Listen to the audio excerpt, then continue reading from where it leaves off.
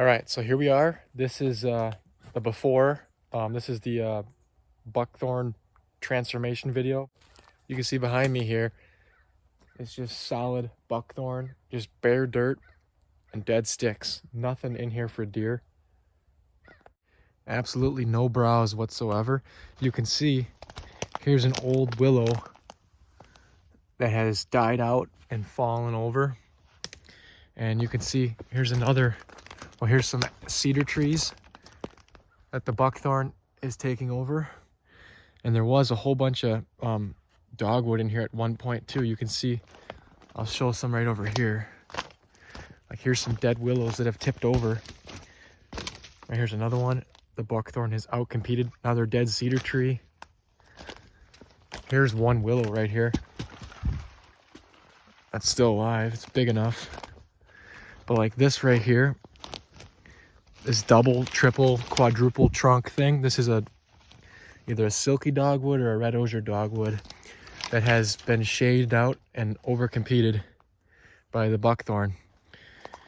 And this whole area and that whole area over there across the trail is all scheduled to get mowed up next weekend. So I'm just in here showing you the before. Pretty much nothing on the ground other than dead sticks. It's probably close to an acre in size, the whole area that we're doing. But as you can tell, this is what it looks like. Just solid, 10 to 20-year-old buckthorn. I mean, the deer are walking through it. There's trails through it and stuff, but they're not vetting in here at all whatsoever.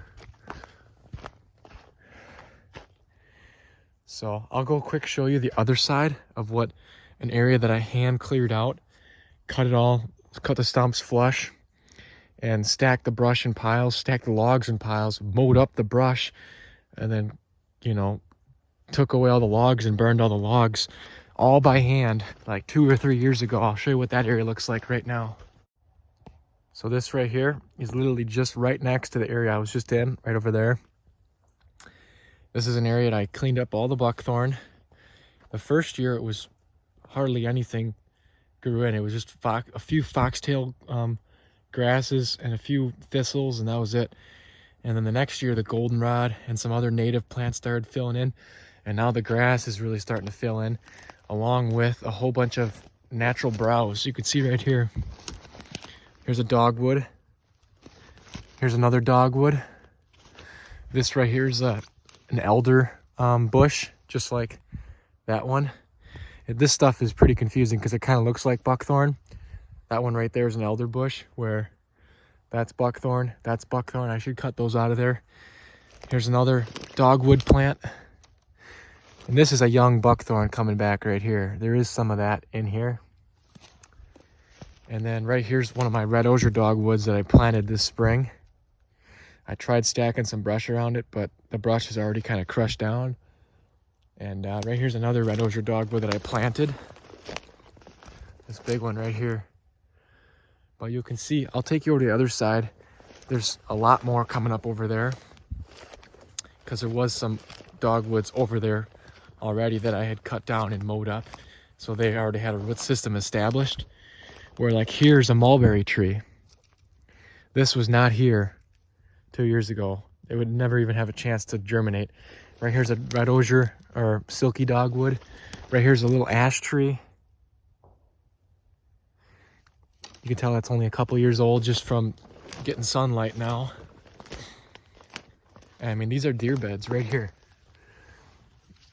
I don't see any fresh hair in them, but look at that. You can see how it's matted down right there. It's hard to see on the camera. Right there's some deer crap.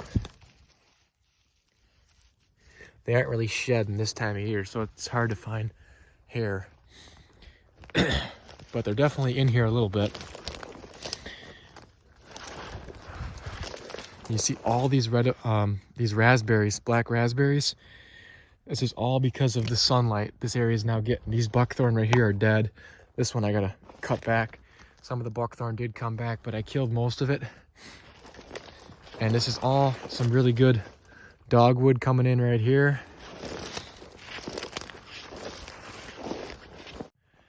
This is a willow that I strategically left. Did not cut him down because he was so big, but the wind had has now snapped off all his branches because, you know, he was being held up by a lot of the buckthorn that was around here. But the deer are bedding around that thing like crazy. Right here is some more dogwoods coming up. Look at all this. Every single thing is nipped off on the top. Here's an elderberry tree or bush. These things don't get that big, but this is growing here now because of the sunlight. And right here's some more of those elderberries. And this section up here had some dogwood growing here when I cut it down. You can see like this is a pretty big one because some of this was already established here, and I just mowed it down along with mowing down all the buckthorn. And you can just see the difference in the amount of the stem count, the food. We got some boxelder trees coming in here, which is good. I can leave these. I won't mow these down. I'll hinge these in the future, maybe mow some of them down. Right here's some willows that I mowed up 3 years ago, and they've really resprouted like crazy. Every single one of them in here is getting rubbed. And yeah, it's just, this is what you want, not dead sticks and bare dirt. This is almost getting to the point where I should come in here with the brush hog and set this back, but that's about how big the stuff the brush hog can handle easily. I got with me today some boxelder seed that I picked from a tree in our backyard. I'm gonna sprinkle in some of this stuff in this new area before all these trees get ground up into wood chips.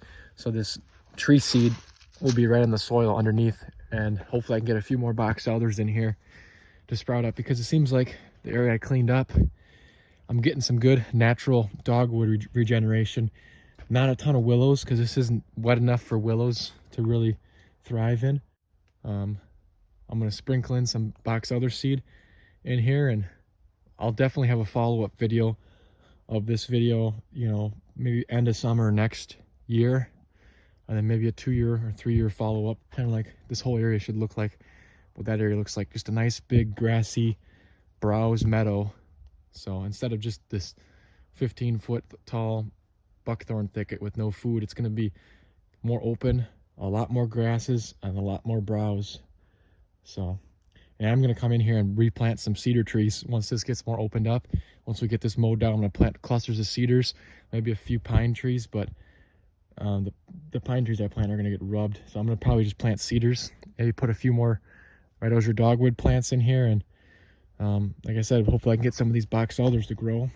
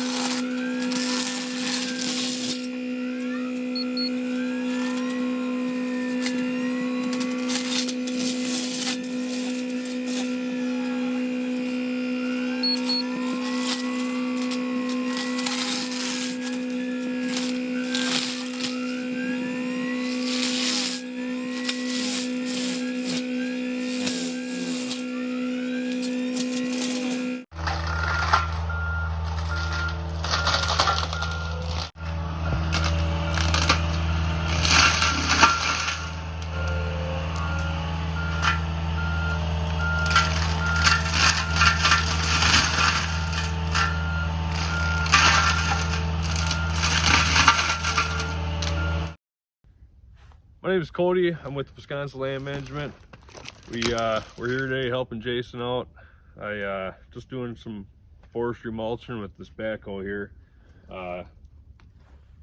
This is a pretty good machine, especially if you're doing around creeks, ponds, any wetland area. I can really get out and reach anything pretty good. That's kind of what we specialize in: forestry mulching, land clearing, demolition. We have any machine to get your job done. This is one of many. So if you need it, just give us a call.